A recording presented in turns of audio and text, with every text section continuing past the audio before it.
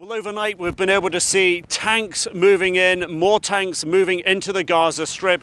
Also, we've been able to see the lights of the towns behind me, the Jabalia refugee camp, Beit Hanun, Beit Lahia.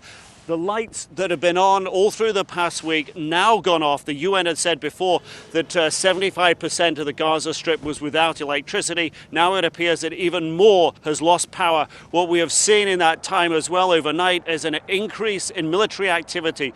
More towards the sea and the Beit Lahia area. We've seen Hellfire missile strikes fired from helicopters. We've heard jet fighters fly overhead dropping missiles. We've heard and seen artillery being fired into that area and heavy machine gun fire as well. Also, we've seen a rocket fired out of Gaza into the nearby town of Sderot. A big flash coming up when it impacted. That rocket very likely fired by Hamas or one of its affiliates. What Israel says it's been doing over the past 24 hours is targeting Hamas leaders. They say in over 70 strikes, they have killed more than 20 Hamas militants. They have targeted 3 houses belonging to Hamas commanders. They say that the houses had weapon supplies in them.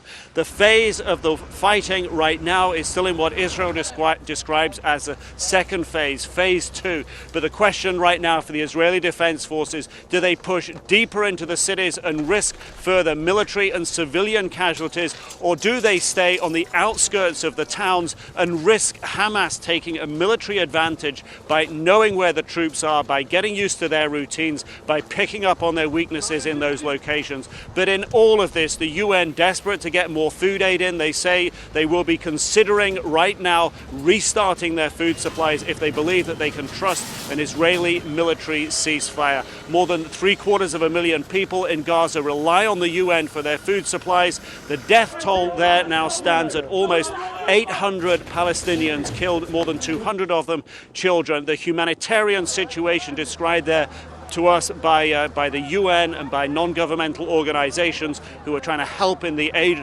relief for the Gaza Strip. They say the situation is very desperate. They say the things most needed right now are fuel for generators, in particular for the main hospital in Gaza City. Nick Robertson, CNN, on the Gaza-Israel border.